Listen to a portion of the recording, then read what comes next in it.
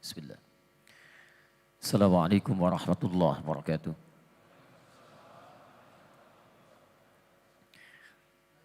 Alhamdulillahi wa kafa. Wassalatu wassalamu ala rasulillahil mustafa. Wa ala alihi wa sahbihi wa man wafa. Amma ba'd. Faya ibadallah.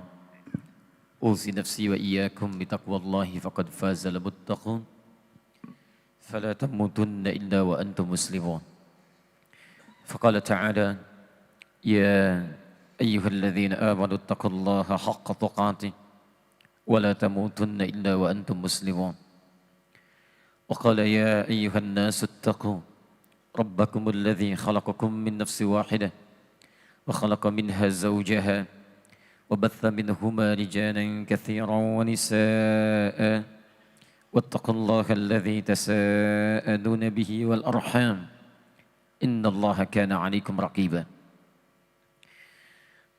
Para asatidzah, alim ulama, hadirin sekalian, terkhusus keluarga besar UPI, Pak Herman Nawas dan seluruhnya, saya bermohon pada Allah Subhanahu wa taala semoga seluruh amal kebaikan yang telah ditenun, terkhusus juga dengan hadirnya masjid ini, diterima oleh Allah Subhanahu wa taala sebagai amal saleh yang dapat meringankan langkah ke surga insyaallah. Hadirin sekalian, alhamdulillah hari ini 5 Zulhijjah 1438 Hijrah kita kembali diberikan kesempatan oleh Allah untuk hidup dan telah menunaikan salat subuh berjamaah beserta amalan sunnahnya. Sekali lagi kita bermohon pada Allah semoga solat yang telah kita tunaikan diterima oleh Allah Subhanahu wa taala dengan penerimaan terbaik insyaallah. Solat saking pentingnya itu ditunaikan, ia menjadi sekian di antara rangkaian ibadah yang tidak hanya ditunaikan disyariatkan pada umat Muhammad sallallahu alaihi wasallam, tapi juga disyariatkan pada nabi-nabi dan umat sebelum beliau. Nabi Zakaria terekam dalam Al-Quran juga menunaikan salat. Quran surah ketiga Ali Imran ayat 39. Paling kanan sebelah atas di mushaf. Bahkan ketika beliau memohon untuk dianugerahi keturunan, itu pun beliau mohonkan dalam salatnya sampai dikabulkan oleh Allah Subhanahu wa taala. فنادته الملائكة وهو قائم يصلي في المحراب أن الله يبشرك بيحيى. Malaikat menyeru Nabi Zakaria, mengabarkan pada beliau ada kabar baik dari Allah. Anda akan punya keturunan, bahkan langsung namanya dari Allah, Yahya. Kapan itu terjadi? Wa qaimun yusalli fil mihrab. Beliau dipanggil, diberikan kabar gembira dalam keadaan sedang salat di mihrabnya. Nabi Zakaria salat. Nabi Isa bahkan salat. Quran surah ke-19 Maryam ayat 31. Salat. Wa awsani bis salati waz zakati ma dumtu hayya. Allah telah memerintahkan padaku supaya aku salat dan mengeluarkan zakat selama aku hidup. Bahkan jauh sebelumnya Nabi Ismail alaihi salam memerintahkan bahkan pada keluarganya untuk salat. Quran surah 19 ayat ke-55. Wa kana ya'muru ahlahu bis-shalah. Dan sungguh Ismail alaihissalam bukan hanya beliau salat, tapi keluarganya diperintahkan untuk salat. Nabi Musa alaihissalam salat. Quran surah ke-20 ayat ke-14. Innani anallahu la ilaha illa ana fa'budni wa aqimis salata li dzikri. Musa, saya ini Allah yang layak untuk disembah. Tidak ada Tuhan selain saya, sembah saya. Bagaimana cara menyembahnya? Wa aqimis salata li dzikri. Tunaikan salat supaya bisa mengingat aku. Anda bisa bayangkan Nabi Zakaria salat, Nabi Isa salat, Nabi Ismail salat, Nabi Musa salat, Nabi Muhammad salat. Nabi Rasul dekat dengan Allah, surga sangat terjamin, tingkat paling tinggi, tidak ada hisab untuk mereka. Mereka semua salat. Anda bukan Nabi, Anda bukan Rasul. Sampai subuh ini belum ada jaminan surga. Tingkatnya belum tentu paling tinggi. Hisabnya masih menegangkan. Dan Anda memilih tidak sholat. Ada sesuatu yang harus kita perbaiki dalam kehidupan kita. Karena itulah hadirin sekalian, ada sesuatu juga yang menarik ketika konsepsi salat itu dibangun dalam Al-Quran. Ternyata Masya Allah, perintah salat kepada para nabi dan rasul yang kemudian diteruskan pada umatnya, itu umumnya seringkali diawali dengan pengenalan Allah terlebih dahulu sebelum ibadah salat itu ditunaikan. Perhatikan kembali ketika Allah firmankan kepada Musa alaihi salam, sebelum Musa diperintahkan untuk salat, terlebih dahulu Allah mengenalkan dirinya supaya diketahui dalam salat itu siapa yang disembah. Supaya dikenal siapa yang disembah. Supaya dirasakan kenikmatan saat menyembahnya. Supaya dihadirkan kekhusyuan saat menyembahnya. Maka Allah firmankan, innani anallah. Allah perkenalkan dirinya. Saya ini Allah. La ilaha illa ana. Tidak ada Tuhan yang layak disembah kecuali saya. Fa'budni, sembah saya. Perhatikan, kalimat perintah minta menyembah diawali dengan pengenalan terlebih dahulu tentang Allah Subhanahu wa taala. Siapa Allah? Dikenalkan aspek ketuhanannya, dikenalkan rasionalitas kenapa mesti menyembahnya, diberikan sifat-sifatnya supaya diperkenalkan agar khusyuk dalam menyembahnya. Baru kemudian muncul kalimat wa aqimis shalah. Tunaikan salat. Cukup menarik. Dan semua demikian. Bahkan fase salat di masa Nabi SAW, ini yang paling menarik.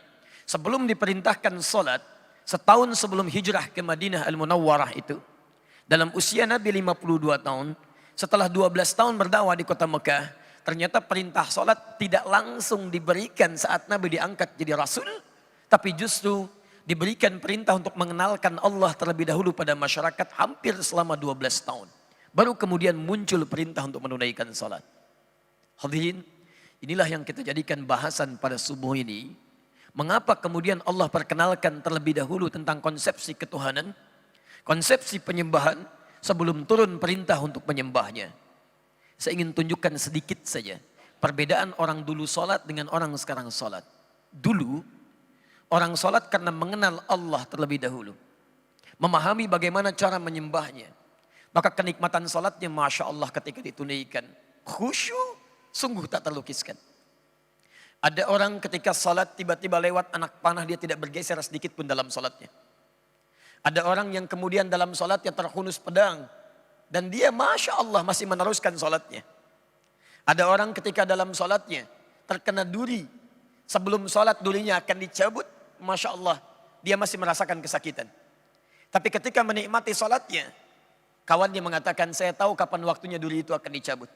Ketika dia mulai bertakbir kemudian durinya dicabut, Allahu Akbar, tidak bergeser sedikit pun, tidak berubah rona wajahnya, tetap dalam keadaan salatnya. Bahkan ada orang yang ketika mulai bertakbir, kisah ini nyata seluruhnya. Dia mengucapkan Allahu Akbar. Abu Daud nomor hadis 857. Fayaqulu Allahu Akbar. Maka dia bertakbir Allahu Akbar. Saat kalimat Allah diucapkan, itu bisa bergetar tangannya. Dan kata Nabi, orang ini masuk surga tanpa hisab. Pahanya tidak sebanding dengan amalan umat manusia. Bahkan beliau menjadi mertua Nabi. Bahkan beliau di antara orang yang sangat dimuliakan Nabi sampai menemani Nabi. Dipilih oleh Nabi untuk berhijrah ke Al-Madinah Al-Munawwarah. Anda bisa bayangkan, ada orang dulu bertakbir sampai gemetar. Ada orang dulu dalam keadaan salat sangat menikmatinya. Sujudnya bisa berlama-lama, kenikmatan bisa didapatkan. Sampai Imam An-Nawawi dalam kitabnya At-Tibyan fi Adab Hamalatil Quran di halaman 38 paragraf yang pertama baris 1 sampai 2 cetakan Darul Kutub Al-Islamiyah. Beliau menyebutkan banyak sahabat-sahabat Nabi, terkhusus Utsman bin Affan radhiyallahu taala anhu. Kemudian ada Abdurrahman bin Auf, ada Tamim Ad-Dari. Bahkan di antara kehebatan mereka tidak sekedar meraih dunianya begitu sukses, tapi kenikmatan terbesarnya ketika mampu tahajud bahkan sampai khatam Quran, saking nikmatnya dalam sholatnya. Kenapa? Karena mereka telah kenal terhadap Allah lebih dahulu sebelum mereka tunaikan sholatnya. Sekarang mari kita bandingkan dengan kita. Maaf, ada sindiran yang halus dalam Al-Quran tapi tajam. Bahkan ada orang sholat tidak paham, tidak mengerti apa yang dibaca dan dilakukan dalam sholatnya. Coba Anda cek sampai barusan sholat terakhir. Dari sekian ribu ruku dan sujud yang Anda kerjakan, berapa persen bacaan sholat yang Anda pahami? Jangan-jangan lebih dari itu. Kita pun tidak sadar bahwa ketika saat sholat, ketika sedang menunaikan sholat, kita dipersaksikan oleh Allah Subhanahu wa ta'ala.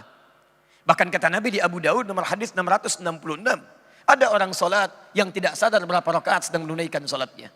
Hatta la yash'ur al-musalli kam raka'atan yusalli. Sampai ada orang salat kata Nabi tidak sadar berapa rakaat sedang menunaikan salatnya. Orang dulu saking nikmatnya, rakaat pertama salat subuh sujudnya begitu berlama-lama karena kenal dengan Rabbnya. Sampai Nabi di akhir sujudnya seakan-akan menunggu sujud berikutnya begitu lama. Karena itulah beliau nikmati sujud yang terakhirnya. Indah. Masya Allah, bandingkan dengan kita. Dari sekian salat yang kita tunaikan, berapa yang kita nikmati? Jangan-jangan kita pun tidak merasa sedang menyembah Allah subhanahu wa ta'ala. Hanya lisan kita mengatakan menyembah Allah, tapi hati kita tidak hadir dalam lisan yang kita ucapkan. Karena itulah Bapak dan Ibu sekalian, ikhwah sekalian, penting kita ketahui dulu kemudian bangunan konsepsi mengenal Allah subhanahu wa ta'ala dalam hal sebelum kita menyembahnya, agar kenikmatan dalam setiap ibadah yang kita lakukan itu hadir dan melahirkan kekhusyuan. Karena itulah ibadahnya disebut dengan salat, terambil dari kata silah. Saya mohon izin. Bismillah. Perhatikan sini, kata salat. As-salat ini bentuk tunggalnya. Seakar dengan kata silah. Kata dasarnya dari kata wasala yasilu silatan, kemudian jadi salat. Wasala yasilus silah. Sesuatu yang sampai atau terhubung dengan erat. Hubungan yang erat yang sulit untuk dipisahkan. Silah. Anda pernah dengar istilah silaturahim? Silaturahim, hubungan kasih yang sangat erat, yang sulit untuk dilepaskan. Bukan saat kumpulnya. Ini seringkali keliru ini. Ya. Silaturahim itu terwujud bukan saat kumpulnya. Tapi saat Anda berpisah setelah momentum pertemuan itu terjadi. Kalau Anda bertemu dengan kawan-kawan Anda menyapa, wajar karena Anda melihat orangnya. Karena Anda berjumpa dengan sosoknya. Yang paling hebat itu setelah Anda berpisah, masih ada hubungan kasih antara Anda dengan kawan Anda, sehingga Anda mendoakan dia dalam kebaikan. Dalam sujud Anda doakan, dalam doa Anda sertakan. Itu yang dimaksudkan hubungan yang erat, yang sulit untuk dipisahkan. Nah, hubungan yang melatih kita supaya terhubung dengan Allah erat dan sulit dipisahkan. Bukan hanya saat Anda terhubung dalam ibadah, tapi selesai ibadah Anda masih terhubung dengan Allah. Jalan ingat Allah, makan ingat Allah, minum ingat Allah, kerja ingat Allah. Maka ibadah yang melatih kita supaya terhubung erat dengan Allah, dirubah kalimatnya menjadi salatun. Dalam bahasa sering diartikan dengan doa, karena dengan doa itu terhubung erat Anda dengan Allah subhanahu wa ta'ala. Karena itulah setiap aktivitas kita seringkali dibuka dengan doa. Tunjukkan pada saya, mohon maaf ya, tunjukkan pada saya. Di kepercayaan mana yang dianggap sebagai agama yang setiap aktivitasnya melekat dengan doa. Coba lihat, kita bangun tidur ada doanya. Anda cuci tangan ada doanya. Anda makan ada doanya. Anda melepas pakaian ada doanya. Pakai pakaian ada doanya. Urusan ke toilet pun ada doanya. Bahkan langkahnya diatur. Masuk kiri, keluar kanan. Masuk masjid pun ada doanya. Langkahnya diatur. Masuk kanan, keluar kiri. Tunjukkan. Dan doa itu bukan sekedar kalimat yang diucapkan. Tapi itu bangunan kita. Konsepsi kita antara kita dengan Allah supaya ada ikatan. Bahkan kata Nabi, lihat kalimatnya. Saat Anda tidak tahu doanya pun cukup ucapkan kalimat Allah. Kullu amrin dzibalin la yubda'u fihi bismillahirrahmanirrahim fahuwa abtar. Setiap perbuatan baik yang tidak diiringi kalimat Allah di dalamnya. Bismillahirrahmanirrahim. Paling singkat bismillah, abtar. Terputus hubungan dia dengan Allah. Gak ada nilai pahalanya. Bukan sekedar pahala yang penting, tapi hubungan Anda dengan Allah. Mau duduk, bismillah. Mau makan, bismillah. Mau minum, bismillah. Ba di sana itu fungsinya ilsaq. Musahabah. Ada 14 jenis ba dalam bahasa Arab. Lihat di kitab Mughnil Labib an Kutubil A'arib. Karya Ibnu Hisham Al-Ansari. Halaman 15 sampai 59. Di situ ada 14 makna huruf ba. 14 makna. Ba dalam kalimat bismillah itu al-ilsaq wal musahabah. Ilsaq itu sesuatu yang sangat dekat. Makanya lem dalam bahasa Arab disebut dengan lisaq. Karena merekatkan satu dengan yang lainnya.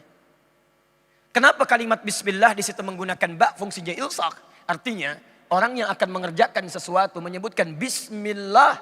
Seakan-akan kalimat Allah melekat dalam dirinya. Bismillah, saya akan minum karena Allah. Dan ketika dia minum, dia merasa dekat dengan Allah subhanahu wa ta'ala. Dia merasa dilihat oleh Allah. Dia merasa diawasi oleh Allah. Karena itulah orang-orang yang menyebutkan kalimat Allah, punya hubungan dengan Allah. Ketika akan minum bismillah, dia tidak akan pernah menyentuh minuman yang tidak disukai oleh Allah subhanahu wa ta'ala. Karena ketika akan dia minum bismillah, dia tahu Allah lihat. Telunjuk yang selalu digunakan untuk tahiyat dalam salat, membangun hubungan dengan Allah. Telunjuk yang digunakan untuk tahiyat tidak akan pernah mengerjakan maksiat. 9 kali Anda gerakan. Anda ucapkan tahiyat. Subuh sekali, zuhur 2 kali, asar 2 kali, maghrib 2 kali, isya 2 kali, 9 kali. Mustahil telunjuk ini ketika selalu digunakan untuk tahiyat, Anda gunakan untuk maksiat. Tanda tangan proyek yang tidak disukai oleh Allah.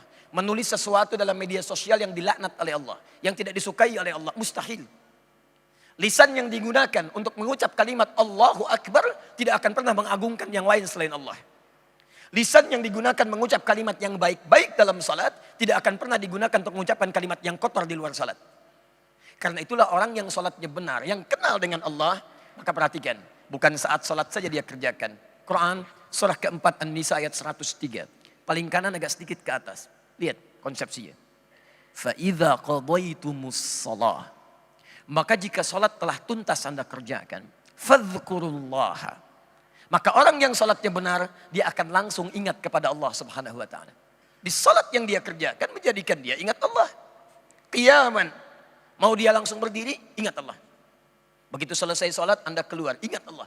Orang yang ingat Allah tidak akan melangkahkan kaki keluar masjid dengan kaki kanannya, pasti kiri. Orang yang ingat Allah tidak akan tertukar sandal. Begitu dia menggunakan sandal orang lain, maka hatinya akan berkata, ini bukan punya kamu. Tinggalkan. Karena ingat Allah. Wa qu'udan, duduknya ingat Allah. Wa 'ala junubikum, bahkan sedang tiduran pun ingat Allah. Ketika setiap orang beringat dengan Allah subhanahu wa ta'ala dalam seluruh aktivitasnya, maka yang terjadi Ali Imran ayat 190. Inna fi khalqis samawati wal ardi wa ikhtilafil laili wan nahari la ayatin li ulil albab. Ayat 191 ya. Alladzina yadhkuruna Allaha qiyaman wa qu'udan wa 'ala junubihim wa yatafakkaruna fi khalqis samawati wal ardi. Rabbana ma khalaqta hadza batila. Subhanaka faqina adzabannar. Lihat langit, ingat Allah. Orang melihat langit cuma lihat bintang. Bintangnya bagus ya. Orang ini Masya Allah. Ada orang geologis. Dia praktek. Dia cari batu macam-macam untuk menemukan mineral. Masya Allah. Pernah terjadi di Libya. Kami sempat mengajar di kalangan teman-teman minyak. Ada orang yang sebelum belajar. Begitu melihat batu. Nih Ustadz. Luar biasa batu ini. Ada kodenya. Satu begini, satu begini. Setelah dia belajar, balik lagi apa kalimat yang keluar di lisannya. Masya Allah. Masya Allah. Kalau bukan Allah yang menciptakan Ustadz, tidak ada tanda antara satu dengan yang lainnya. Kita bisa bedakan begini, begini, dan begini. Perhatikan. Perubahan terjadi. Ini yang disebut di hadis Muslim. Nomor hadis yang ke-8. Jilid yang pertama, Kitabul Muqaddimah. Posisi paling kiri sebelah atas dari Umar bin Khattab radhiyallahu ta'ala anhuma. Sikap ini yang dibangun dengan pendekatan kepada Allah, melahirkan konsepsi apa yang disebut dengan ihsan namanya. Jadi kalau seseorang sudah dalam aktivitasnya selalu ingat Allah, maka dia akan memastikan semua aktivitasnya sebagai ibadah dan dia merasa diawasi oleh Allah Subhanahu wa taala. Maka perhatikan kalimatnya. Ketika ditanya Nabi Muhammad sallallahu alaihi wasallam tentang ihsan, an ta'budallaha ka'annaka tarahu fa illam takun tarahu fa innahu yarak. Engkau menjadikan seluruh aktivitasmu sebagai ibadah karena Allah dan engkau merasa dilihat oleh Allah sekalipun engkau tak mampu melihatnya. Ya Anda bayangkan. Ini ihsan namanya. Mau makan, merasa dilihat Allah. Mau duduk, merasa dilihat Allah. Mau sholat, sangat merasa dilihat Allah. Itu ihsan. Dan ibadah pertama yang disebutkan di Quran, sholat. Quran, surah kedua Al-Baqarah ayat ketiga. Alladzina yu'minuna bil ghaib wa yuqimuna shalah. Setelah dia yakin terhadap Allah walaupun tak nampak dalam pandangannya, dia coba sempurnakan sholatnya. Nah, ikhwas sekalian, sekarang persoalannya, jika kita ingin menghadirkan kekhusyuan dalam sholat yang dimaksudkan, menikmati sholatnya dan berdampak dalam kehidupan, sebelumnya coba dievaluasi dulu. Dari sekian sholat yang telah kita tunaikan, berapa persen dari sholat itu yang mengingatkan kita dengan Allah Subhanahu wa ta'ala? Antum kerja ingat Allah tidak? Makan ingat Allah tidak? Mendidik anak ingat Allah tidak? Saya cek ya, saya cek. Kalau bapak ibu kedatangan tamu, baik. Bikin makanan tidak? Siapkan makanan? Siapkan minuman? Kenapa?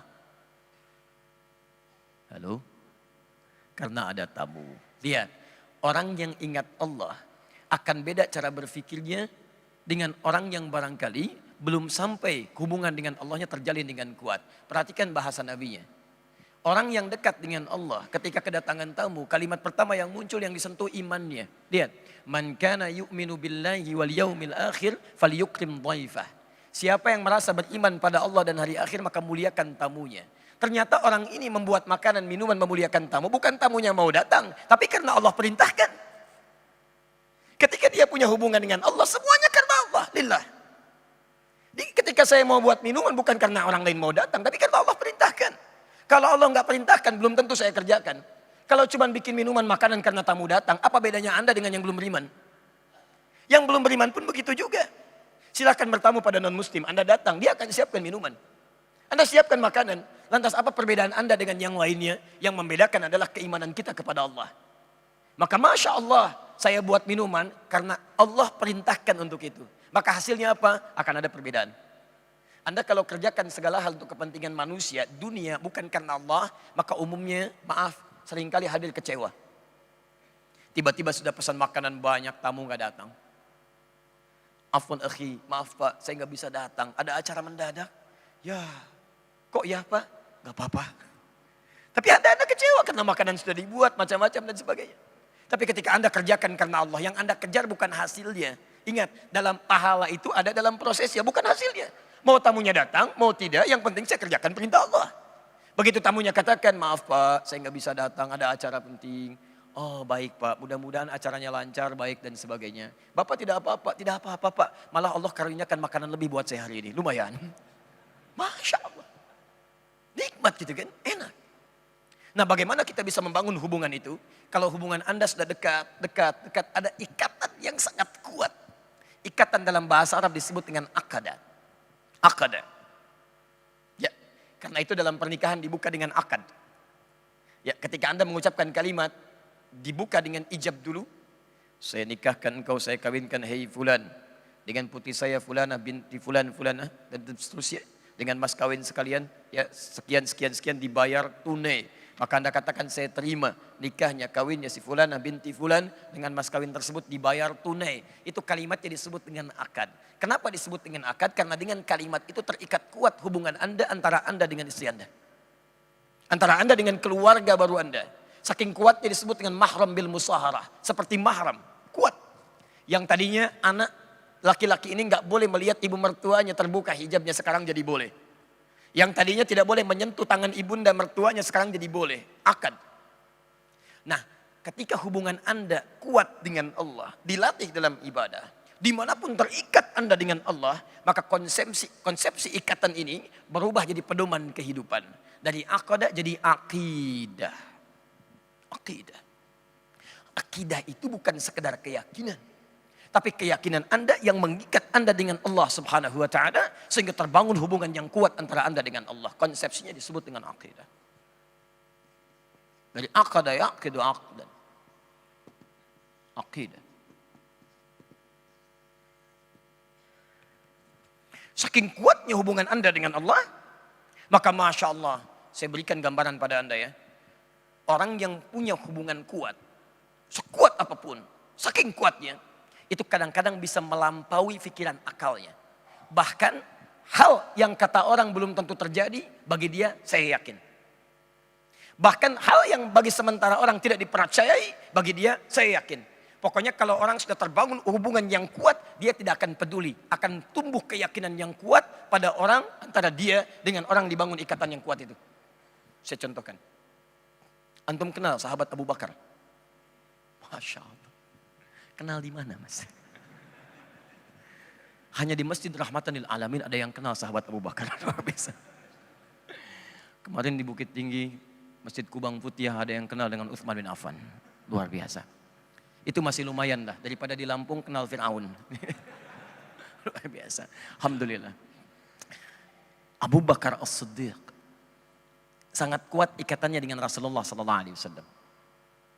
Sampai satu kali Abu Jahal, yang seorang provokator, pembenci Nabi luar biasa, penghalang dakwah yang sangat tajam, itu punya satu rencana. Rencananya akan membuat malu Nabi Muhammad SAW sehingga Islam bisa ditinggalkan seketika. Kalau Anda umrah atau haji, dan saya bermohon pada Allah semoga yang belum berangkat disegerakan oleh Allah Subhanahu wa taala. Dari arah Zamzam menuju Al-Masjid Al-Haram, sebelah kiri dari Zamzam itu ada bukit yang di atasnya ada istana raja. Itu Jabal Qubais namanya.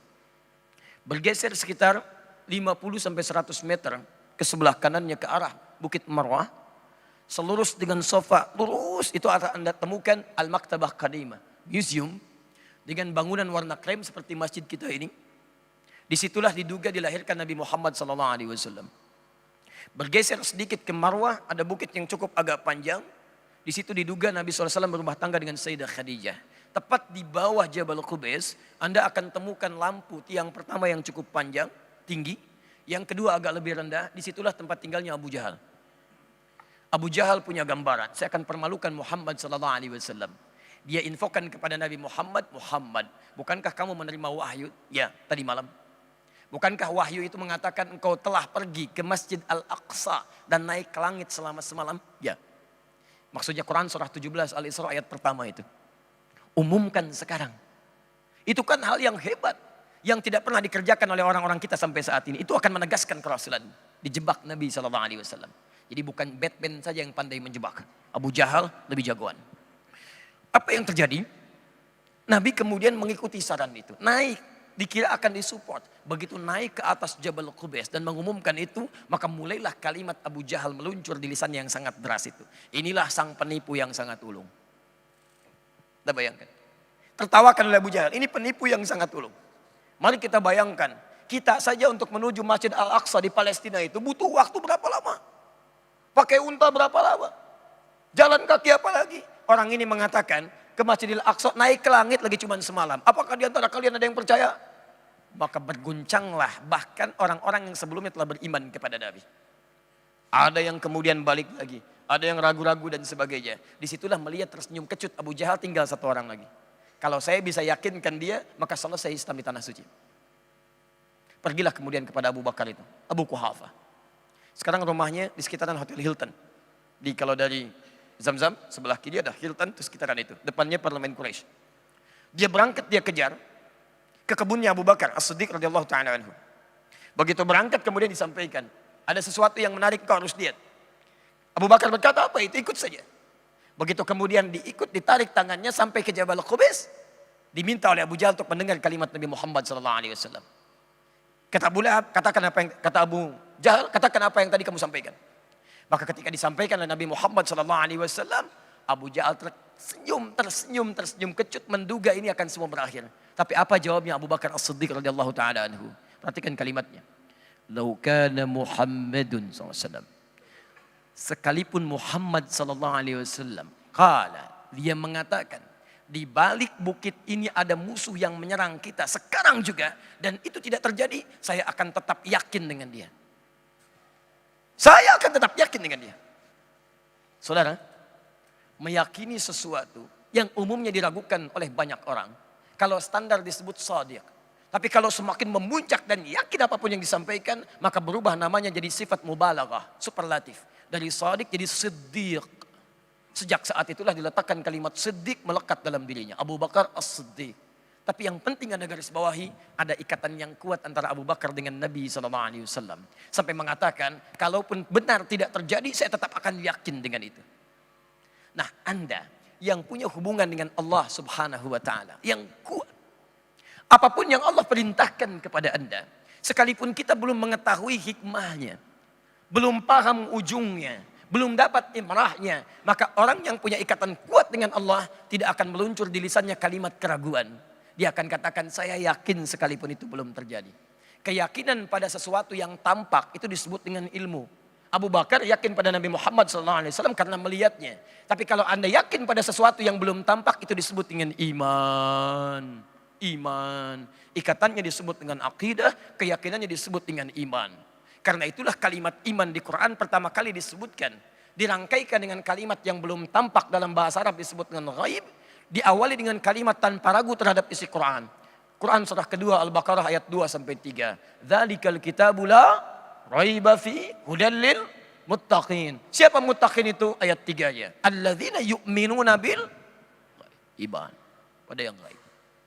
Sampai subuh ini, mohon maaf, coba lihat sejauh mana kekuatan hubungan kita dengan Allah dibangun. Jadi kalau ikatan kita kuat, tidak akan pernah terjadi dari ujung kepala sampai ujung kaki hal-hal yang menyimpang dari ketentuan Allah. Perhatikan ya, saya mau tunjukkan satu bukti yang sangat indah di Quran. Teman-teman, akidah itu melahirkan iman. Kekuatan hubungan kita dengan Allah melahirkan keyakinan yang kuat. Dari keyakinan inilah kemudian, ini yang paling indah. Allah seringkali memanggil hambanya dengan kalimat itu. Saya mau tunjukkan pada Anda. Ketika Allah menyebut orang-orang yang yakin kepada dirinya, punya hubungan dengan Allah, maka diterangkan semua fungsi kehidupannya. Misal, mata. Saya mulai dari kepala sampai ujung kaki. Mata, apa fungsi mata? Melihat, baik. Kita melihat, kambing pun melihat. Elang juga melihat. Lantas apa bedanya mata kita dengan mata elang? Elang terbang ke udara, Masya Allah, sampai bukit tinggi. Anak ayam di bawah kelihatan. Antum naik pesawat ke udara, anak sendiri nggak kelihatan. Lebih tajam mata elang dibanding mata kita. Cuman persoalannya mata elang dihisab, mata kita tidak. Quran surah 17 ayat 36. Innas sam'a wal basara wal fuada kullu ulaika kana anhu mas'ula. Setiap pendengaran, penglihatan, apa yang kita pikirkan satu saat akan ditanya oleh Allah. Mata elang yang tajam tidak ditanya, mata kita ditanya. Perhatikan, ketika Allah menyebut fungsi mata, itu tidak dimulai dengan kalimat mata, tapi kalimat iman. Quran surah ke-24 ayat 30 untuk laki-laki, ayat 31 untuk perempuan. Kalimatnya menggunakan kalimat iman. Qul lil mu'minin.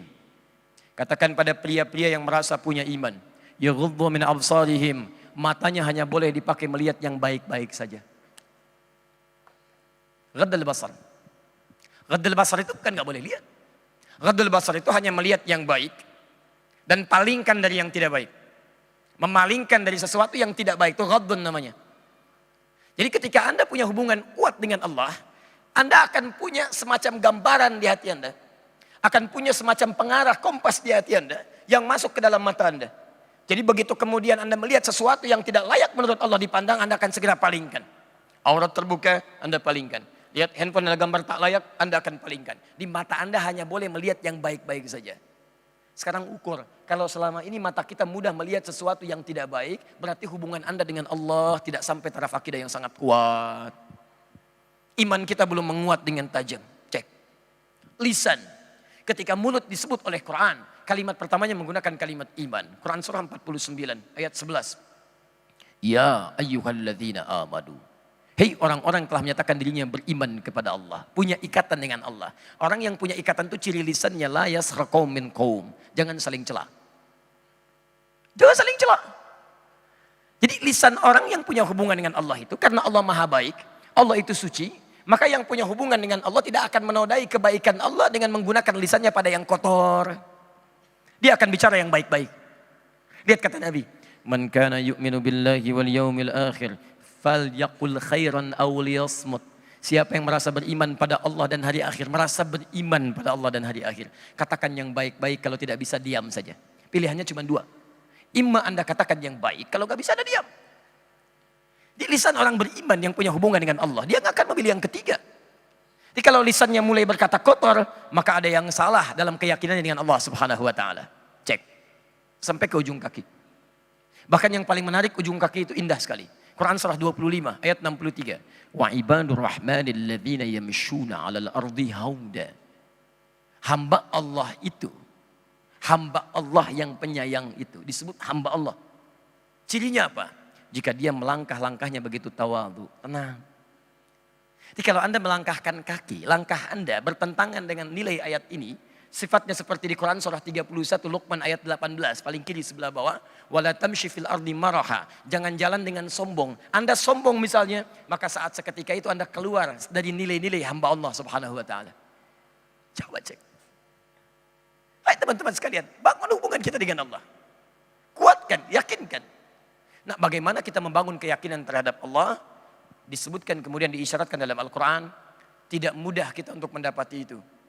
Sahabat Nabi saja diajarkan berulang, tapi konsepsinya diturunkan oleh para ulama setiap zaman, konsepsinya bisa berbeda, tapi maknanya sama. Sebagian ulama ada yang mengenalkan sifat-sifatnya. Dari sekian sifat dikeluarkan sifat utama, ada yang 20. Yang lainnya lagi beda masa mengeluarkan lagi konsepnya. Tapi semuanya berukur dan berasal pada konsep yang sama. Kita ambil contoh Quran 11:19 Maryam ayat 65. Ini konsep utamanya. Quran surah 19 Maryam ayat 65. Saya turunkan ya. Saya hapus dulu sebentar. Bismillah. Masya Allah, spesial hari ini ya. Kedatangan pertama, selalu hukumnya begitu. Saya terangkan sendiri, saya tulis sendiri, saya hapus sendiri. Masya Allah, luar biasa. Antum tinggal simak aja. Bismillah. Saya turunkan dulu ya, konsepnya satu dalam Al-Quran dulu. Pertama Quran surah ke-19 ayat ke-65. Kemudian kalau ini kita turunkan konsepnya, kita perkenalkan. Pertama Quran surah 112, satu surah. Kedua kita turunkan sifat secara nalar logisnya. Di Quran itu indah, memberikan dalil plus memberikan analisa secara rasional. Supaya nanti kalau dipersoalkan kita bisa jawab. Quran kita ambil surah ke-21 ayat 22. Kemudian perintahnya dibangun di Quran surah ke-20 ayat ke-14. Di masa Nabi Muhammad kemudian diturunkan perintah yang sama. Kita ambil nabinya dulu Quran surah ke-2 ayat 151. Perintahnya muncul di Quran surah 17 ayat ke-78. Penegasannya di Quran sebelumnya surah ke-11 ayat 114. Waktunya diatur di Quran surah ke-4 ayat 103. Diminta dijaga misalnya di Quran surah ke-2 ayat 238. Ini juga pernah dikerjakan di nabi-nabi dulu. Quran surah ke-3 ayat 38 sampai 39. Kemudian Quran surah ke-20 ayat ke-14 yang tadi. Kemudian Quran surah ke-19 ayat 31. Seperti Quran surah ke-19 ayat ke-55. Ini bangunannya. Sifat yang keduanya, kalau sudah paham yang ini, kita turunkan pada yang kedua. Kita ambil. Pertama Quran surah ke-17 ayat 110. Ini bisa kita turunkan lagi dengan sifat-sifatnya. Misal kita ambil yang cepat Quran surah pertama misal saja dari ayat 1 sampai ayat ke-4-nya ini sebagai contoh saja. Kalau mau lebih dalam Quran surah ke-59 sampai ayat 24-nya. Kita turunkan. Kemudian sifat selanjutnya yang ketiganya kita ambil yang disebut dengan sifat rububiyahnya sejak Quran surah ke-7. Kita ambil ayat 172. Aplikasinya di Quran surah ke-7 ayat 189. Ketika dilahirkan 2 sampai 2 tahun Quran surah ke-2 ayat 233. Kemudian sampai menjelang Quran surah ke-31 ayat 13 sampai dengan ayat 19. Kemudian Quran surah ke-49 ayat ke-13 sampai berkumpul dewasa lagi. Sampai kemudian saya langsung ke dia mencari nafkah pun akan diperhatikan oleh Allah. Quran surah kedua ini yang standar ayat 168. Orang beriman beda ayatnya. Quran surah kedua ayat 172. Semakin meningkat iman dan takwanya di Quran surah ke-7 ayat ke-96. Ini contoh kecil saja. Kalau sudah semakin kuat hubungannya maka akan diberikan 5 keutamaan. Quran surah ke-65 ayat 2 sampai 3. Tafsirnya ada di Quran surah kedua ayat 2 sampai dengan ayat 3. Kemudian yang kedua Quran surah ke-13 ayat ke-28. Yang ketiga Quran surah ke-3 ayat 38 sampai 39. Kemudian kita ambil yang selanjutnya. Bisa kita dapatkan Quran surah ke-23 ayat 1 sampai dengan ayat kedua.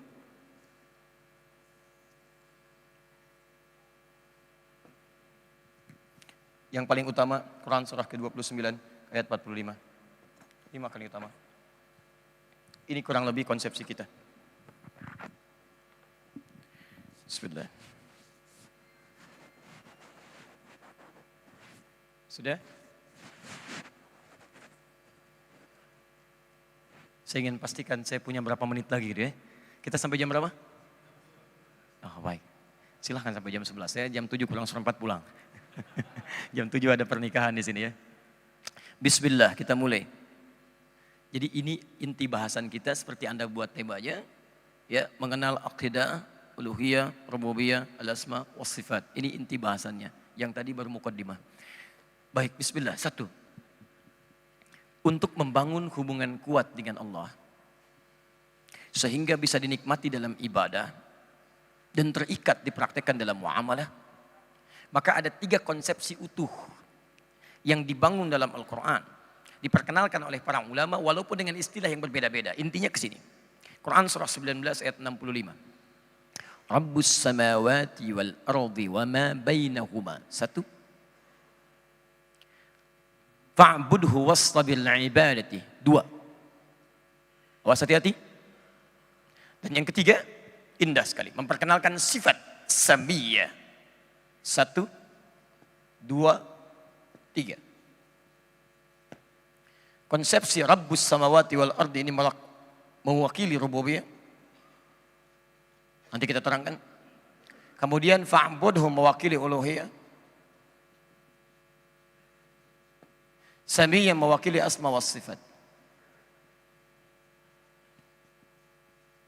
3 hal saja. Nanti istilahnya dari para ulama bisa beda-beda. Yang penting 3 konsepsi ini mesti kita pahami. Kalau Anda ingin punya hubungan yang kuat dengan Allah, dimanapun berada tersambung dengan Allah, dan nanti hasilnya kita akan lihat di ujung, orang yang tersambung dengan Allah akan diberikan 5 keistimewaan dalam hidupnya di dunia. Dibandingkan dengan orang yang sambungannya belum kuat atau tidak punya hubungan dengan Allah. Kita akan lihat di ujung nanti. Kalau nanti Anda tidak punya 5 hal ini, berarti Anda harus berusaha meningkatkan yang 3 hal ini. 1, saya turunkan sebagai adab yang pertengahan dulu. Lihat sini. Kita ambil yang uluhiyah dulu, aspek ketuhanannya. Perhatikan, Al-Quran menyampaikan, kalau Anda ingin punya kekuatan dalam beragama, khususnya dalam ibadah, maka Anda harus punya pemahaman yang kuat dari aspek ketuhanan dulu. Awas hati-hati ya. Ini nanti yang sangat menentukan antara keyakinan kita dengan Allah Subhanahu wa taala dengan keyakinan orang-orang lain yang meyakini bukan Allah Subhanahu wa taala. Jadi ketika nanti Anda dipersoalkan, kenapa Anda memilih Allah? Anda bisa jawab. Awas hati-hati ya. Awas hati-hati. Sekarang ini banyak persoalan-persoalan yang dihadirkan kepada kita yang dalam saat bersamaan diuji kekuatan dan keyakinan kita kepada Allah. Dan tidak sedikit orang yang goyah karena setelah dia berislam dia tidak kenal siapa Allah. Awas hati-hati. Konsepsi teologisnya, khususnya aspek ketuhanannya tidak dibangun dengan kuat. Padahal pertama kali ketika Allah memerintahkan Nabi Muhammad SAW untuk mengenalkan Allah, itu langsung kalimat yang bersanding dengan ilmu. Yuk kita mulai. Kita mulai dari Quran surah ke-47 ayat 19. Saya ingin tanya dulu, kalau orang masuk Islam, apa yang pertama kali dilakukan? Bersyahadat. Apa bunyinya? Baik. Tahu dari mana? Baik, hadis Muslim hadis yang ke-8. Ketika ditanya tentang Islam, bal Islam, jawaban pertamanya, antasyhada an la ilaha illallah wa anna Muhammad Rasulullah. Perhatikan baik-baik ya. Ketika kita mengucapkan asyhadu an la ilaha illallah, aku bersaksi bahwa tiada Tuhan yang layak disembah kecuali Allah. Kalimat Allah meluncur di lisan kita. Bagi kita yang muslim, itu sudah bersyahadat dalam perut ibundanya dan dijaga sampai dengan kembali kepada Allah. Setiap manusia sebetulnya bersyahadat dalam perut ibundanya. Quran surah 7 ayat 172. Wa idh akhadha rabbuka min bani adama min dhuhurihim dzurriyyatahum wa asyhadahum syahadat ala anfusihim alastu bi rabbikum? Qalu bala syahidna. Mereka berkata kami bersyahadat. Cuman sayang nanti ada lingkungan yang merubah seseorang sehingga keluar dari nilai syahadatnya. Ya kullu mauludin yuladu 'alal fitrah. Fa abawahu, abawa itu tidak harus orang tua. Karena ada orang lahir, orang tua sudah enggak ada. Bisa lingkungan, bisa pamannya, bisa kakeknya, bisa sekolahnya, bisa kampusnya. Di sini mungkin belum pernah terjadi. Tapi kami pernah mengalami satu masalah. Ada anak SD-nya Islam, bahkan dari TK. Kemudian SD, SMP, SMA Islam. Orang tuanya merasa kuat dia, sudah kuat keislamannya. Kemudian pergilah ke kampus tertentu, keluar wilayahnya, 2 pekan tidak pulang. Begitu pulang minta izin pindah agama. Bagi kita yang tidak tergoyahkan, maka dijaga keislamannya, kita ulang-ulang syahadat khususnya dalam salat. Bagi yang kemudian berubah, ingin masuk Islam lagi, kembali kepada fitrahnya, maka dia mengucapkan kalimat syahadat. Sekarang perhatikan, ketika kalimat Allah diucapkan, disebutkan dalam Al-Quran perintahnya kepada Nabi, agar kalimat Allah itu tidak sekedar mengalir di lisan. Perhatikan, Quran surah 47 ayat 19. Fa'lam. Fa'lam. Awas sebelum dihapus tuh, ini imannya kuat, sebelum saya minta hapus, sudah dihapus. Tahan Pak, jangan dulu dihapus Pak, tahan. Gak apa-apa, jazakallah khair. Quran surah 47 ayat 19. Perhatikan sini. Saya mulai dari uluhiyah. Fokus ya. Fa'lam annahu la ilaha illallah. Anda bersyahadat asyhadu an la ilaha illallah. Kata Allah jangan sekedar ucapkan asyhadu an la ilaha illallah. Fa'lam. Maka Anda mesti memiliki pengetahuan. Bahkan kalimatnya perintah fi'il amr. Al-aslu fil amri yadullu 'alal wujub. Asal dari perintah itu menunjuk pada kewajiban. Fa'lam, ketahuilah, mesti tahu. Mesti tahu itu dengan ilmu. Makanya kalau diterjemahkan dengan penerjemahan ilmu saraf, maka kalimat ini akan berubah demikian. Maka hendaklah Anda punya pengetahuan. Annahu untuk menetapkan la ilaha illallah. Untuk menetapkan, meyakinkan, memantapkan bahwa tidak ada Tuhan yang layak disembah kecuali Allah. Kalimat la ilaha illallah ini kalimat Allah bersanding dengan pengetahuan ilmu. Sehingga dengan pengetahuan ini, nanti ketika Anda dipersoalkan seperti Nabi dulu dipersoalkan oleh orang-orang Quraisy, oleh masyarakat yang hadir di sekitarnya, yang belum menerima risalah Islam. Apa yang pertama kali mereka persoalkan? Konsepsi ketuhanan. Siapa Allah? Siapa Rabb kamu? Kenapa Tuhan kamu itu bukan Tuhan kita yang selama ini kita sembah? Saya kasih gambaran ya. Dulu tahun 2004 dibuka program kedokteran di salah satu kampus di Indonesia. Yang paling unik, ini kampus Islam. Tapi berpartner untuk membuka fakultas kedokteran itu dengan salah satu sponsor yang meminta syarat ada satu mata kuliah yang diajarkan di situ. Yaitu mata kuliah pluralisme. Pluralisme, menganggap semua agama sama. Maka anehnya di fakultas kedokteran ada pelajaran pluralisme agama. Kemudian datanglah tokoh agama lain mengajar di situ. Yang belajar di situ orang Islam. Salah satunya ada siswanya kemudian datang kepada kami. Diajarkan oleh salah seorang tokoh di agama lain. Mengatakan kalimat ini. Lihat kalimatnya. Anda bisa bayangkan anak baru lulus SMA setingkat itu. Nalarnya belum tajam tiba-tiba dihadapkan pada persoalan itu. Kalian menyembah siapa? Allah. Kata orang ini tidak. Kalian menyembah batu.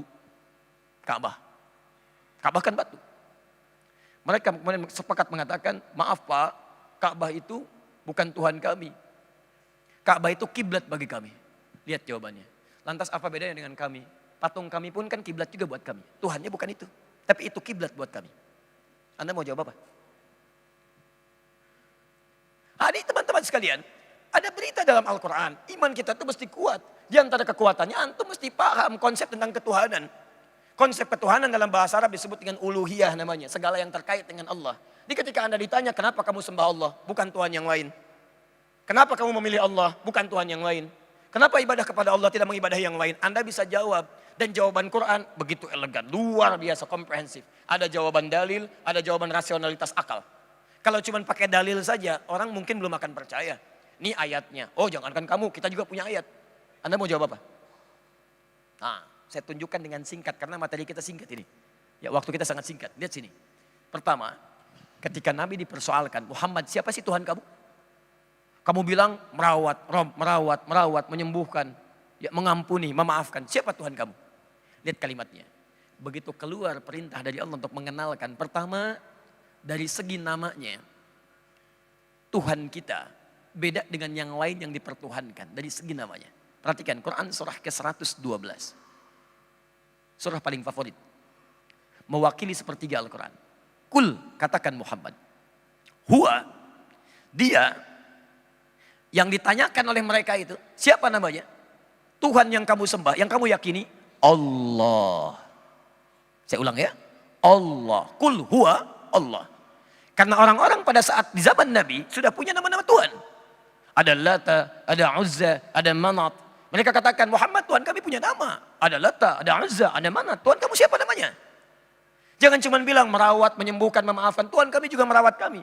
Menyembuhkan kami, memaafkan kami, mengampuni kami. Tuhan kamu siapa namanya? Lihat, Allah. Masya Allah. Allah. Dan bukan hanya Allah. Diberikan sifat yang paling indah, yang menegaskan dari segi nama saja, tidak ada yang bisa menyaingi. Qul huwallahu ahad. Ahad. Ada ahad, ada wahid, itu beda. Ada al-ahad, itu lain. Sekarang ada apa? Bukan. Bukan ahad, ini al-ahad. Kalau ahad itu sifat satu-satunya, nggak ada duanya. Tapi kalau pakai al itu berulang. Itu berulang. Dan bukan minggu ya. Bukan minggu, itu ada kisah. Nantilah kalau saya terangkan terlalu luas.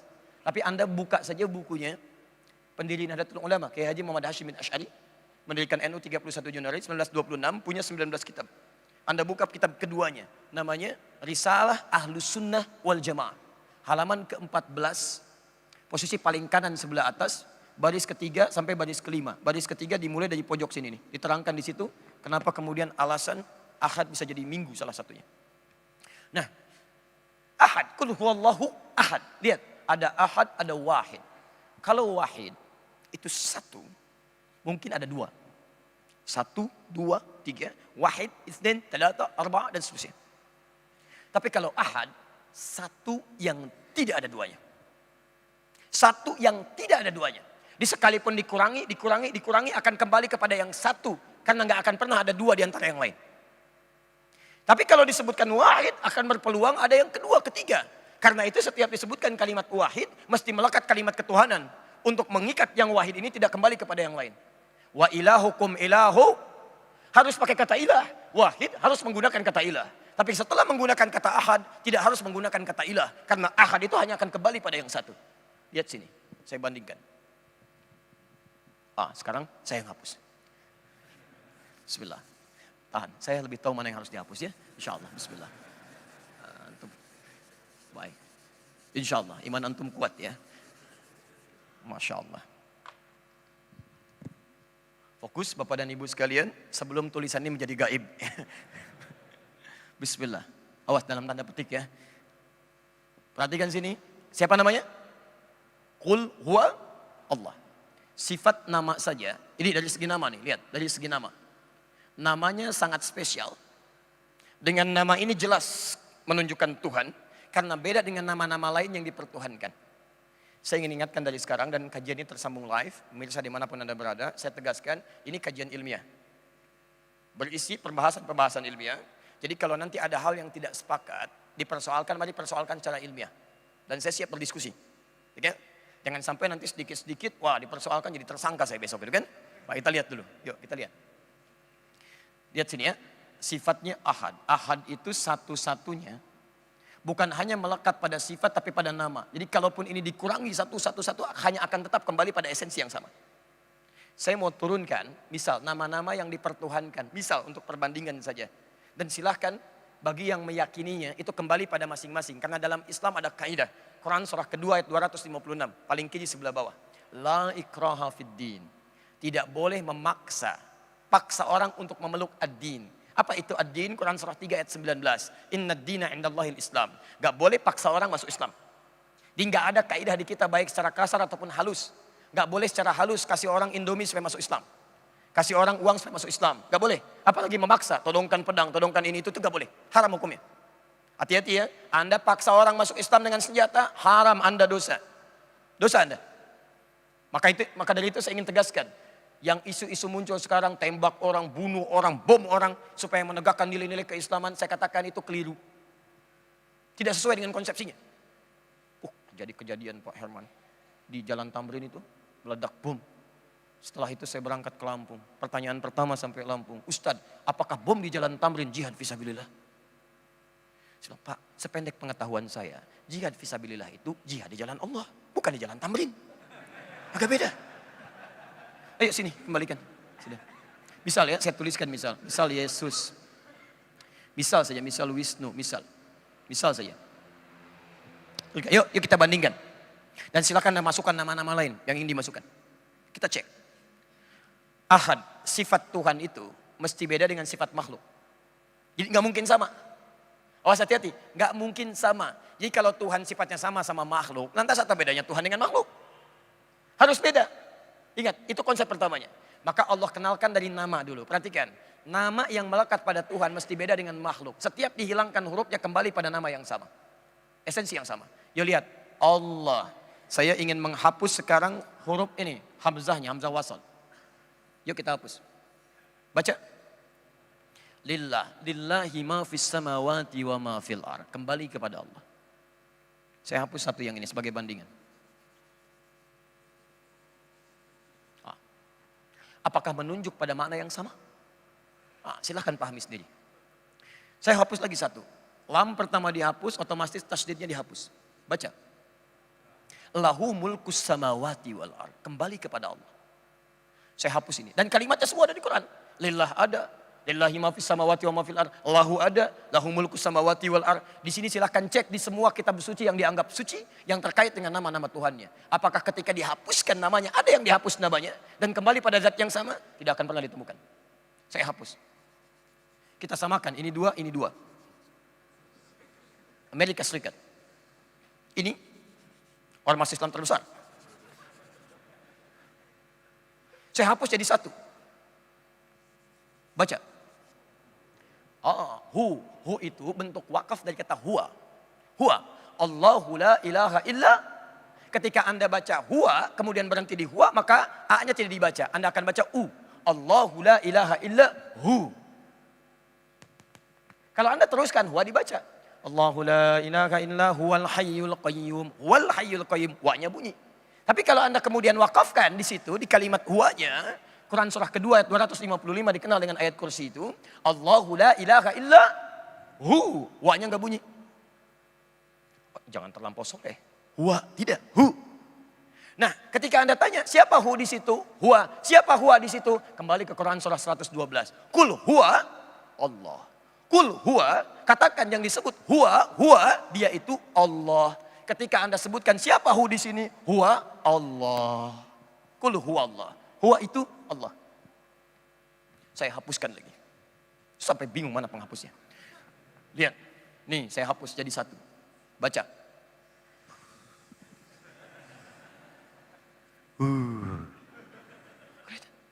Saya hapuskan semuanya. Apa namanya? Ketika tidak kelihatan, ghaib namanya. Alladzina yu'minuna bil ghaib. Ada semuanya. Tunjukkan pada saya, ketika saya hapus ini, di mana Tuhan Anda? Dari segi nama, dia ahad. Segi nama. Jadi ketika Allah ditanya, kemudian ditanyakan melalui Rasulnya, siapa nama Tuhanmu? Mustahil ada kalimat yang mengalir di lisan manusia dengan sifat-sifat ketuhanan. Kalau nama ini bukan berasal dari Allah, mustahil bisa memiliki sifat-sifat ini. Karena mesti beda antara konsepsi Tuhan dengan konsepsi makhluk. Antara Rabb dengan makhluk, antara Khalik dengan makhluk. Allah menyebut dirinya Khalik. Quran surah 15 ayat ke-28.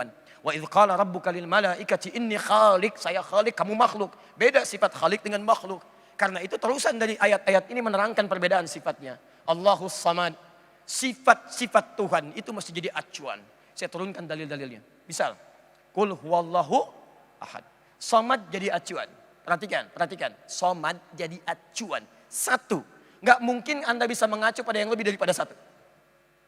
Pengumuman disampaikan oleh orang pertama, insya Allah jam 7 ada pernikahan. Orang kedua mengatakan, insya Allah jam 7:15 pernikahan dimulai. Orang ketiga ada toleransi, jam 7:30 dimulai. Mana yang mau Anda jadikan pegangan? Tuhan satu mengatakan, saya mau turunkan rahmat hari ini. Tuhan dua mengatakan, jangan dulu, tahan dulu, saya mau azab dulu. Tuhan tiga mengatakan, jangan diazab, jangan turunkan rahmat. Tengah-tengah aja, standby. Mustahil.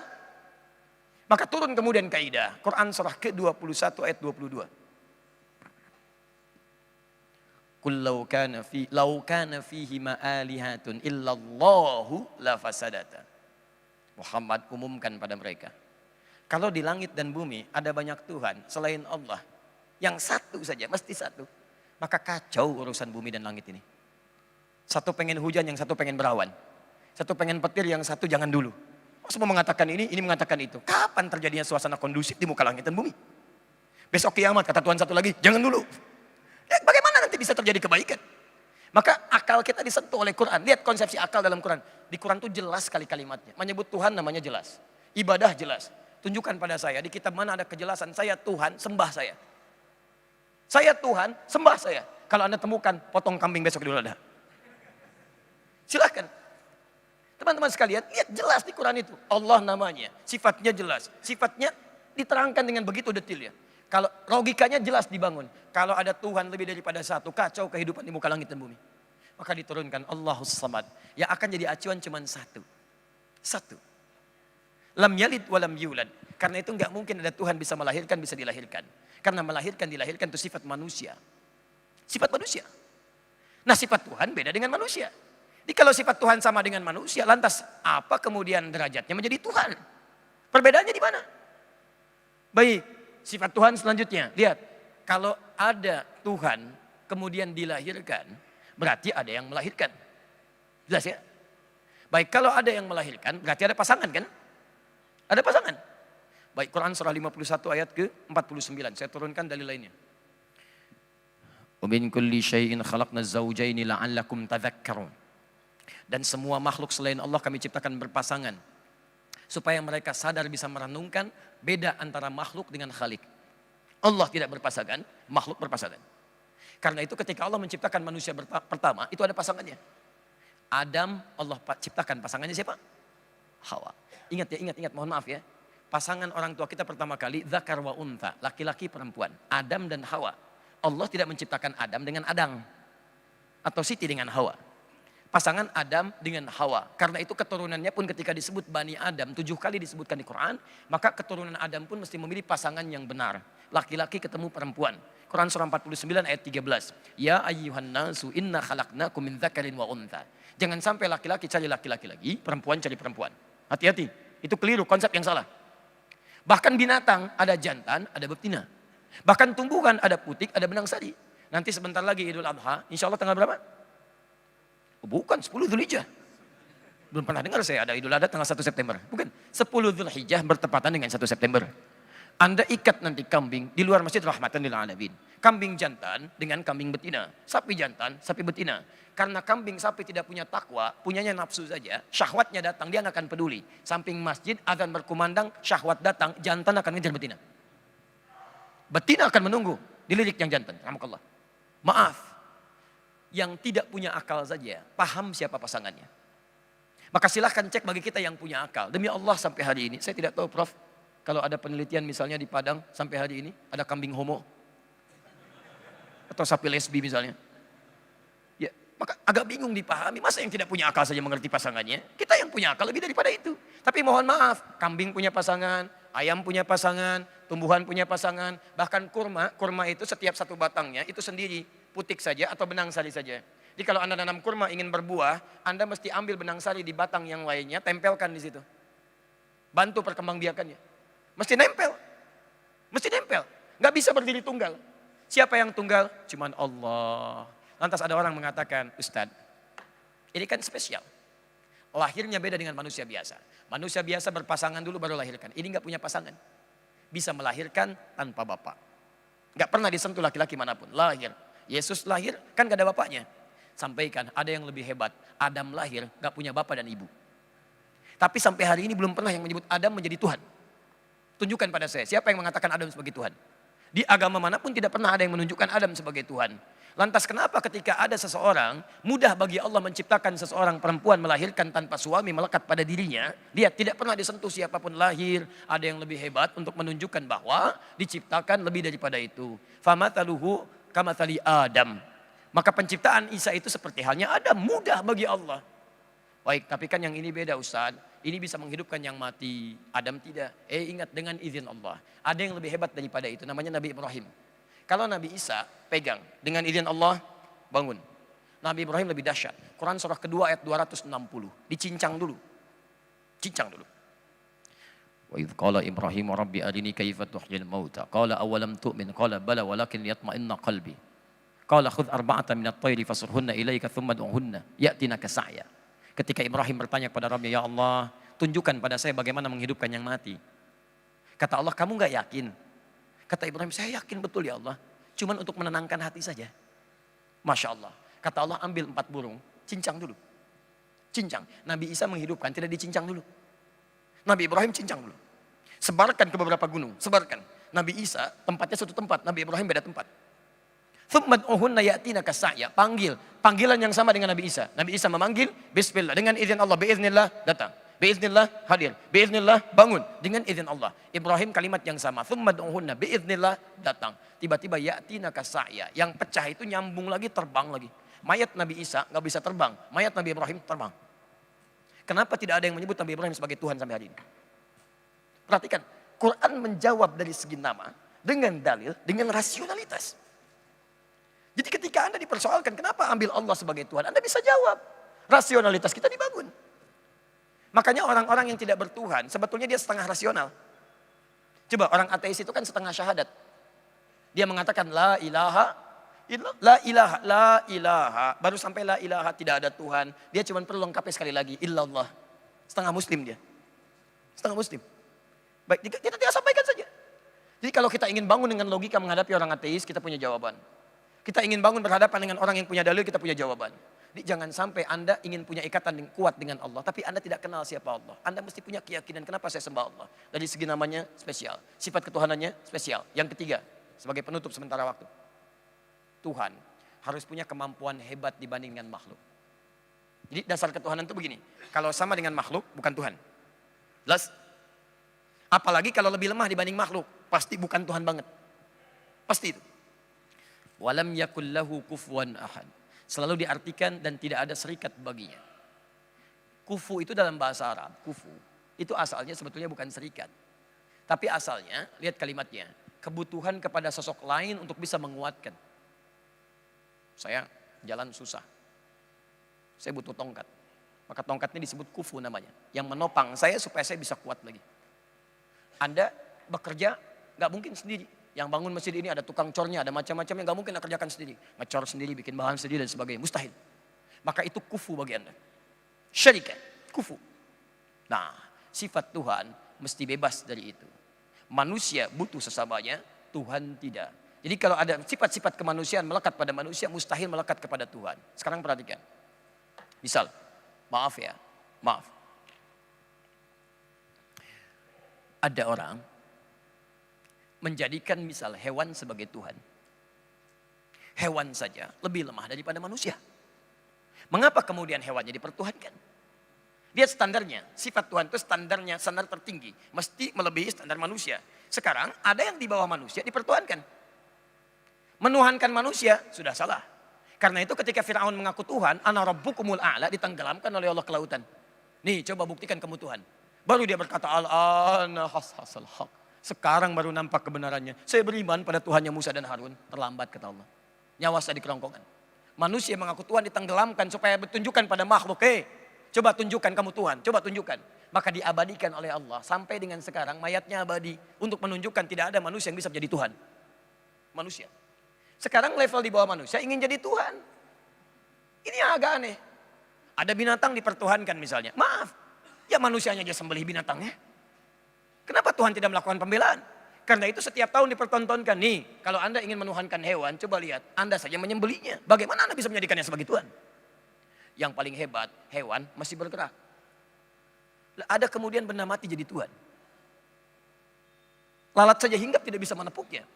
Maka ini cuma logika Al-Quran ingin menyampaikan kepada kita. Ini loh, konsepsi ketuhanan seperti ini, yang lain seperti ini. Apa faedahnya? Ketika Anda dipersoalkan oleh orang lain, Anda bisa menjawabnya. Paham?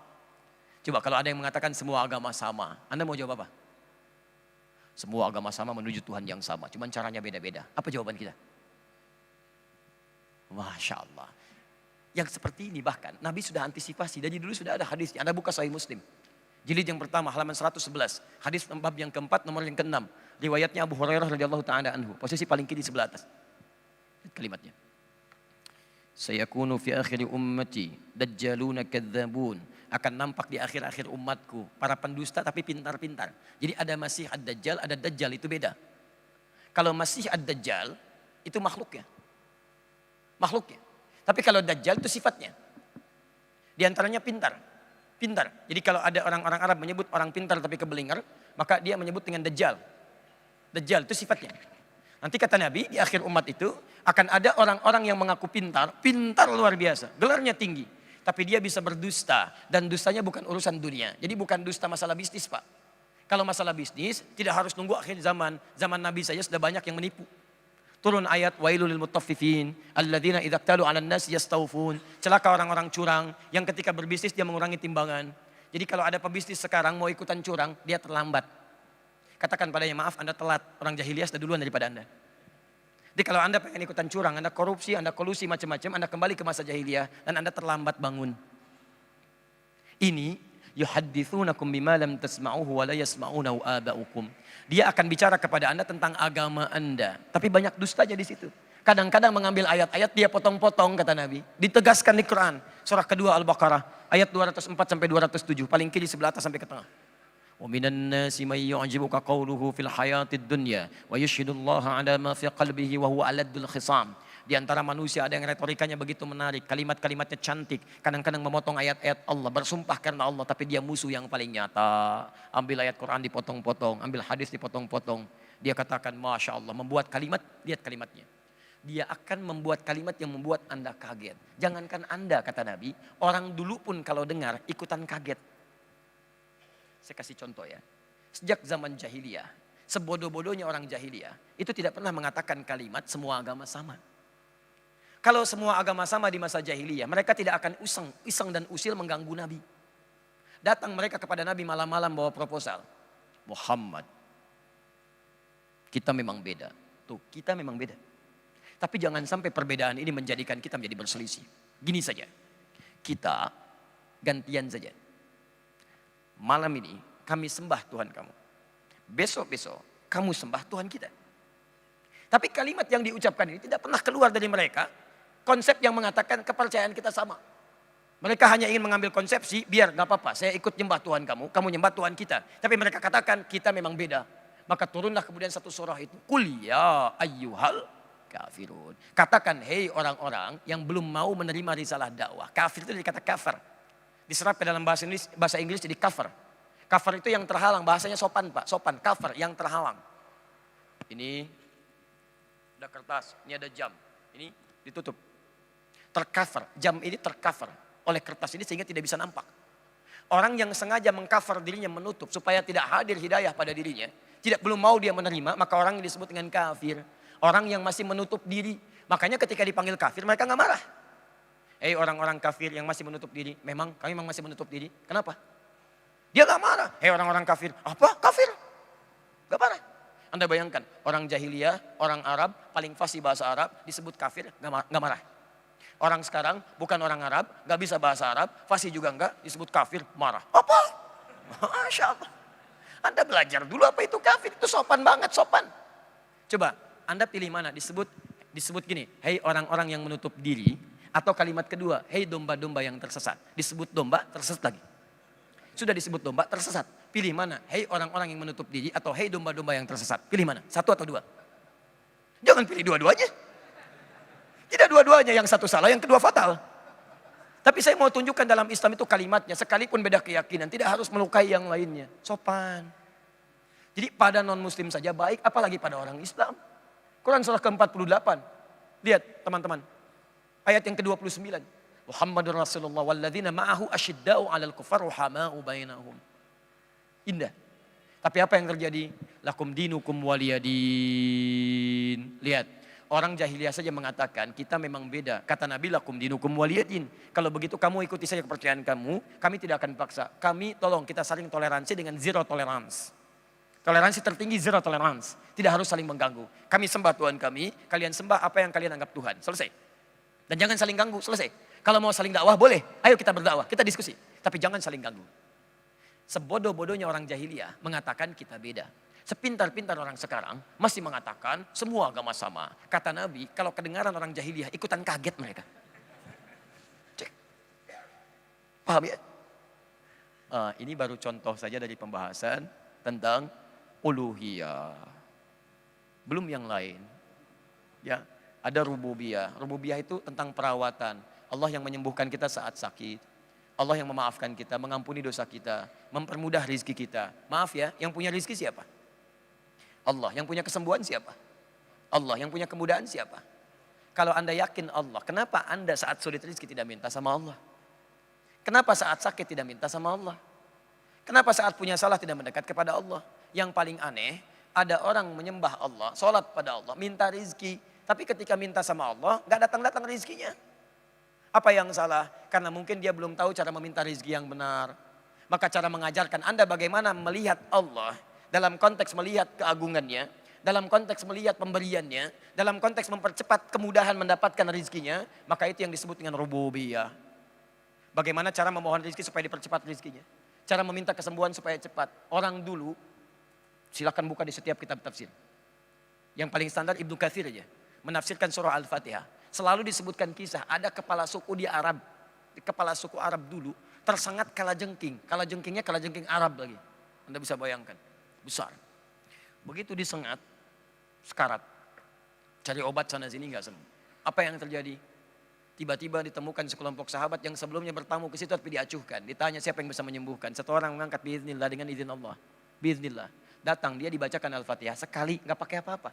Cuman sekali. Al-Fatihah cuman sekali. Sembuh. Ada orang sakit sekarang baca Al-Fatihah 100 kali sudah 1000 kali nggak sembuh-sembuh. Apa perbedaannya? Karena yang satu mengenal membacakan dengan rububiyah, yang ini berbeda. Coba cek. Sakit sedahsyat apapun. Bahkan sakitnya sesakit Nabi Ayub. Sakitnya bukan di sini, hampir seluruhnya. Yang paling menarik, penyakit ini tidak akan pernah dialami orang setelahnya dan belum pernah dialami orang sebelumnya. Cuman Ayub yang merasakan itu. Tapi Ayub mengamalkan amalan dengan kaidah rububiyah dan Allah berjanji di ujung ayatnya akan menyembuhkan siapapun yang punya penyakit bahkan seperti Ayub. Rububiyah. Quran surah 21 ayat 83 sampai 84, paling kiri sebelah atas. Ada. Ujung ayatnya ditutup dengan zikra lil abidin. Wa ayyuba idznada rabbahu anni massani dhurru wa anta arhamur rahimin. Dan saya buka kata Allah kisah Ayub nih supaya dipelajari oleh Anda. Ketika beliau menyeru kepada Allah, ya Allah penyakit ini sudah mengganggu saya untuk ibadah kepada Engkau. Sedangkan Engkau yang paling sayang kepada saya. Kalau yang paling sayang saya tidak menyembuhkan saya, kepada siapa lagi saya mesti memohon? Fastajabna, kami kabulkan. Ujung ayat ditutup dengan wa dzikra lil abidin. Kami jadikan ini sebagai pengingat bagi hamba-hamba Allah yang soleh, yang punya penyakit yang sama dengan Ayub. Amalkan seperti Ayub mengamalkan, saya sembuhkan kalian. Cek. Selama ini kalau penyakit belum sembuh, bukan karena Anda kurang berobat, mungkin karena Anda kurang dekat dengan Allah Subhanahu wa taala. Ke tanah suci belum sembuh, pulang ke tanah kusir belum sembuh juga. Ke Singapura belum sembuh, ke Singaparna belum sembuh juga. Ke Chicago belum sembuh, ke Chicago balik belum sembuh juga. Kenapa? Apa yang salah? Mungkin bukan karena rumah sakitnya kurang bagus. Bukan karena dokternya kurang hebat. Anda kurang dekat dengan Allah. Kalau sampai Anda dibuat sakit sana sini nggak sembuh-sembuh. Itu tandanya Anda harus melekat kepada yang maha menyembuhkan. Kalau sudah dibuat susah belum dekat juga dengan Allah. Anda perlu dibuat apalagi selain mendekat. Tuh. Yang terakhir Ustaz, bagaimana cara mintanya? Kan harus ada panggilannya.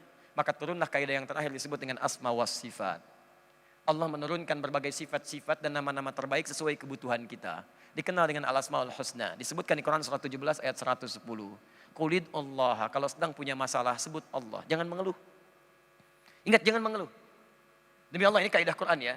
Kalau saya yang sampaikan tinggalkan saya. Tapi kalau Allah yang sampaikan, Anda jangan yakin, jangan ragu. La raiba fi. Qulid Allah. Kalau Anda sedang punya masalah, sebut nama Allah. Jangan mengeluh. Baru sedikit macet, udah bikin status. Macet ya. Ada kerjaan. Ayo sebut nama Allah. Allahumma ya Allah ya sir, ya Allah mudahkan. Karena ingat ini ya, ingat baik-baik. Allah tidak mungkin menitipkan ujian pada Anda kecuali Anda mampu mengatasinya. La yukallifullahu nafsan illa wus'aha. Allah tidak akan titipkan ujian kecuali Anda mampu mengatasinya. Jadi kalau sekarang ini Anda sedang punya masalah seberat apapun, itu tandanya cuma Anda yang mampu mengatasinya, yang lain tidak. Makanya dititipkan pada Anda, bukan pada orang lain. Karena hanya Anda yang mampu. Jangan Anda mengeluh mengatakan, ya Allah why me, ya Allah why me. Kata Allah, why not? Kenapa tidak? Ya kamu yang bisa. Maka sebut nama Allah. Bagaimana menyebutnya? Qulid Rahman. Tersebut namanya Rahman. Yang indah. Ayyamma tad'u falahul asma'ul husna. Setiap kamu punya masalah, saya sudah berikan nama terbaik dari nama saya untuk kamu panggil sesuai dengan kebutuhan kamu. Jadi Asmaul Husna itu bukan nama hafalan. Ya Allah, ya Rahman, ya Rahim, ya Malik, ya Kudus, ya Salam, dan seterusnya. Tidak dilarang Anda menghafalkannya, bagus. Tapi yang lebih baik adalah memahami esensinya. Karena semua nama itu terkait dengan kebutuhan Anda. Anda punya kesulitan, sebut namanya Ya Al-Fattah. Anda punya yang mengganggu, misalnya sebut namanya Ya Al-Balik, Ya Al-Jabbar. Anda butuh rezeki, sebut namanya Ya Allah, Ya Razzaq. Sebut, panggil namanya. Seketika diberikan karunia terbaik bagi Anda. Jadi Bapak Ibu sekalian, bagaimana kita memahami semua itu? Rububiyah, uluhiyah, asma wa sifat. Sesuai konsepsi penjelasan para ulama, kita harus butuh materi yang baru, waktu yang baru untuk mendalami semua itu.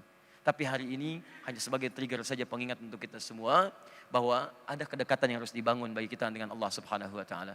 Jika Anda bisa dapat ini semua, Anda mendapati 5 keistimewaan dalam hidup yang tidak akan pernah ditemukan di hal-hal lainnya. Anda akan terbebas dari keburukan, Quran surah 29 ayat ke-45. Kemudian yang kedua, Anda akan hidupnya tenang, ya, Quran surah ke-13 ayat 28. rizki Anda dimudahkan, hidup Anda akan mudah. Quran surah 65 ayat 2 sampai dengan ayat 3. Ditafsir di Quran surah kedua ayat 2 sampai dengan ayat 3. Dan yang paling indah, Anda cepat dikabulkan doanya. Quran surah ke-3 ayat 38 sampai 39. Dan yang paling hebat lagi, di akhirat pun ditempatkan di surga terbaiknya. Quran surah ke-23 ayat 1 sampai dengan ayat keduanya. Jika Anda bisa bangun itu dalam latihan sholat-sholat kita dalam keseharian. Jam 7 pas. Pas ya? Baik. Jelas? Paham? Baik, saya mau tanya sebentar untuk menguatkan keyakinan kita. Yakin dengan Allah? Yakin dengan Al-Quran? Mau mengamalkan isi Quran? Saya cek ya, Al-Maidah ayat 100 sampai 101. Saya tegaskan dulu, yakin dengan Quran? Mau mengamalkan? Baik. Ya ayyuhalladzina amanu. Hei orang-orang yang telah merasa, menyatakan dirinya beriman kepada Allah. Ayat ini hanya untuk yang beriman saja. Yang tidak beriman, tidak berlaku ayat ini. Hei orang-orang yang telah menyatakan dirinya beriman kepada Allah. La tas'alu an asya'a in tubdalakum tasukum. Kalau uraian sudah jelas disampaikan, maka jangan banyak dipertanyakan. Banyaknya pertanyaan itu akan menjadikan yang jelas semakin tidak jelas nantinya. Baik, yakin dengan ayat ini? Jelas uraiannya? Ada pertanyaan? Ayo, mana pertanyaan? Sudah cukup ya? Cukup dulu ya. Saya dengar ada yang akad nikah ini hari ini, jam 7. Kita tidak ingin menunda momentum terbesar bagi kehidupan saudara kita yang akan menikah. Ya, telat 1 menit kiamat terjadi kan repot itu kan? Allahu a'lam. Tapi kami ingin menyampaikan satu kenang-kenangan barangkali pada Dewan Pendiri atau yang mewakili dari UPI ini ada buku yang sempat kami tuliskan, salah satunya terkait Idul Adha yang mungkin nanti menjadi bacaan yang insya Allah bisa diamalkan untuk persiapan Idul Adha-nya. Baik, bismillah teman-teman akhyar, barangkali bisa dibawakan. Silakan siapa yang bisa mewakili atau Pak Rektor atau siapa? Bismillah.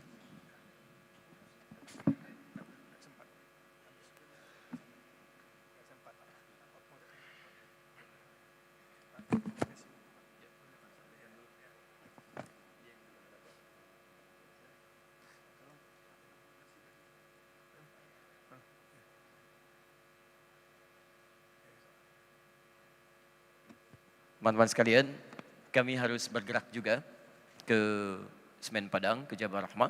Karena itu kami hanya punya waktu sampai jam 7. Nanti pertanyaan-pertanyaan yang sudah dikumpulkan kami akan bawa. Kemudian kami jawab insya Allah dalam sesi khusus di Quran Sunnah Solution. Nanti tersambung insya Allah lewat Akhir TV yang bisa dijawab dalam sesi di jam 9 nanti. Atau nanti kita akan jawab dalam sesi khusus Quran Sunnah Solution. Ya, saya pegang dulu Mas. Jadi nanti pertanyaan-pertanyaan yang terkumpul kami akan simpan. Kemudian nanti kami jawab di sesi jam 9 tersambung ke Akhir TV. Insya Allah ini pertama kali nanti kami jawab. Dan dalam sesi lain di bahasan Akhir TV setiap Kamis malam Jumat insya Allah. Demikian, subhanakallahumma wa bihamdika asyhadu an la ilaha illa anta astaghfiruka wa atubu ilaik. Wa akhiru da'wana alhamdulillahi rabbil alamin. Al'afu minkum. Assalamualaikum warahmatullahi wabarakatuh.